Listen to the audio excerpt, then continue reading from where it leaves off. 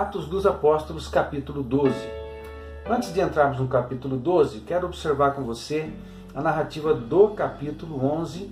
E no capítulo 11, a gente lembra que Pedro, depois de evangelizar e batizar os novos discípulos da casa de Cornélio em Cesareia Marítima, ele vai para Jerusalém prestar relatório de tudo o que aconteceu. No final do capítulo 11, a gente observa a referência a Antioquia, o nascimento da igreja de Antioquia, e ainda no final mesmo do capítulo, Lucas registra a vinda de Barnabé e Saulo de Antioquia para a Judéia, para ajudar os cristãos da região da Judéia que estavam passando necessidade. Quando chegamos no capítulo 12, a gente observa uma mudança, uma seção nova está se abrindo aqui no livro de Atos, e você observa isso no primeiro verso, quando Lucas diz assim: por aquele tempo, mandou o rei Herodes prender alguns da igreja para os maltratar, fazendo passar a fio de espada a Tiago, irmão de João. E depois disso, Herodes percebe que as autoridades judaicas se alegraram com o fato dele ter matado o Tiago, manda prender Pedro, e Pedro está na prisão, e isso está registrado até o verso 8.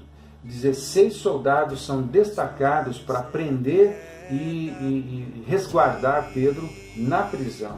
No verso 10 em diante, verso 9 em diante, até o verso 17, você encontra o registro de um livramento sobrenatural que aconteceu com Pedro na prisão. Um anjo do Senhor vai lá, liberta Pedro, e ele vai até a casa, quando sai da prisão, até a casa de Maria, mãe de João Marcos. João Marcos é o autor do Evangelho. E chegando lá, tem uma surpresa, todos ficam surpresos com a chegada de Pedro. E a sequência do livro diz o seguinte, dos versos 18 e 19, a consequência desse livramento: os soldados foram mortos por causa de ter perdido o seu prisioneiro.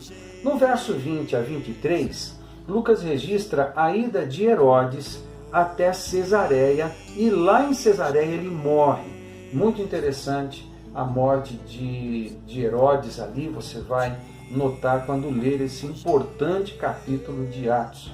Quando chegamos no verso 24, está acontecendo aquilo que Lucas costuma fazer, é pintar um quadro da igreja, e nesse caso um quadro bem pequeno, mas muito preciso e importante, de como estava a igreja e o avanço do Evangelho. No verso 24 diz assim: entretanto, a palavra do Senhor crescia e se multiplicava. Muito interessante, é uma pausa que ele dá em toda a narrativa. E quando ele vai para o verso 25, o último verso do capítulo 12, ele volta a inserir na narrativa a pessoa de Barnabé e Saulo. No final do capítulo 11, Barnabé e Saulo saem de Antioquia, vêm para a Judéia para ajudar os cristãos com um donativo, com coleta.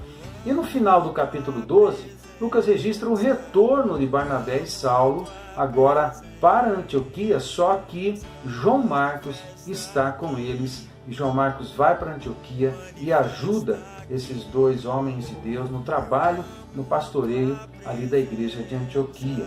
Muito importante todo esse episódio, os destaques que eu dou para você aqui nesse capítulo, de fato muito importante, porque Lucas está iniciando uma nova sessão, e essa nova sessão vai preparar o caminho para aquilo que ele vai passar a escrever a partir do capítulo 13, porque o foco muda completamente a partir do capítulo 13 até o capítulo 12.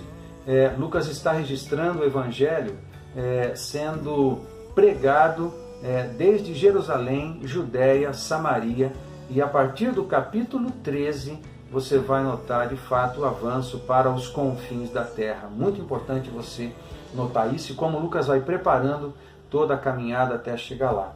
Muito bem, o que eu destaco para você, para enriquecer a tua leitura e você ter mais prazer na leitura e crescer com um conhecimento a mais em cima deste capítulo, são algumas informações que eu reparto. Muito bem. Primeiro, esse Herodes.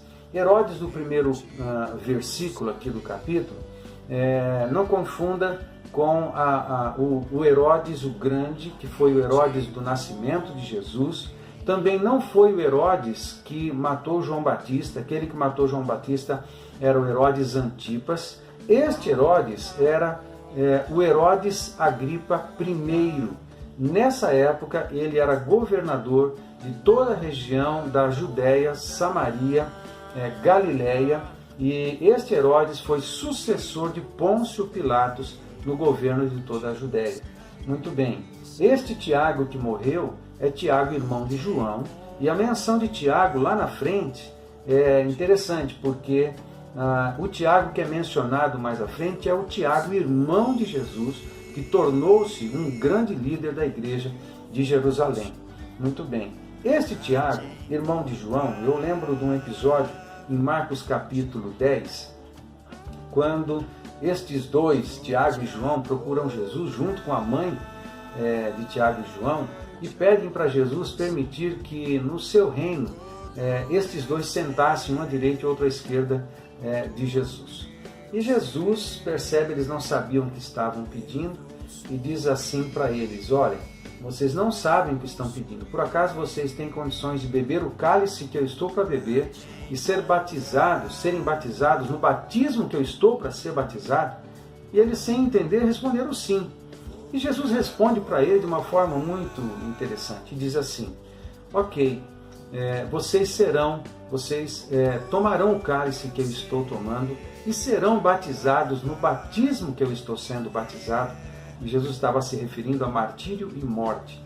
Aí Jesus completa dizendo: quanto a sentarem do meu lado, isso pertence ao Pai definir. E o fato é que Tiago foi o primeiro dos apóstolos a morrer ao fio da espada deste Herodes, e João, seu irmão, foi o último dos apóstolos a morrer.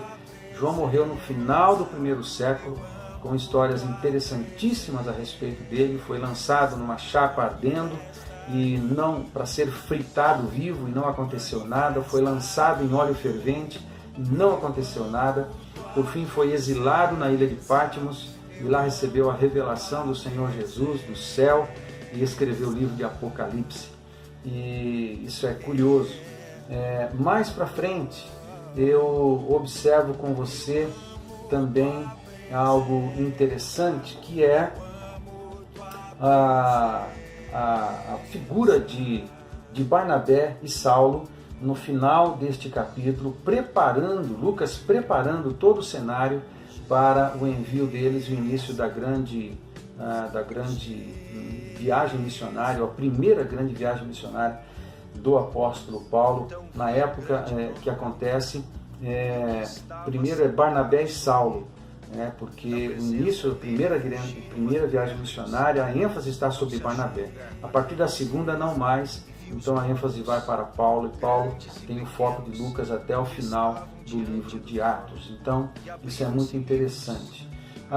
Outra observação e curiosidade: este Herodes Agripa I, ele foi governador da Judéia entre os anos 41 e 44.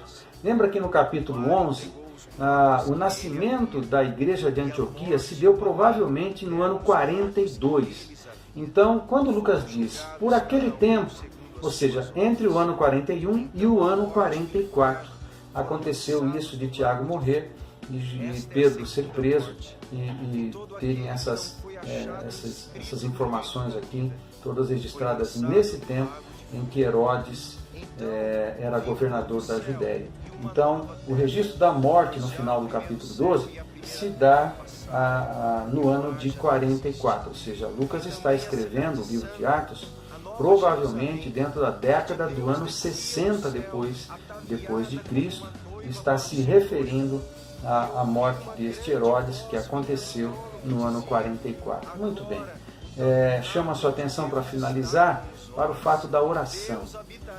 Pedro, quando é libertado da prisão e vai para casa, todos estavam orando a favor de Pedro. Isso me lembra de uma verdade importantíssima para mim e para você, que a oração muda as circunstâncias, muda as situações, muda corações.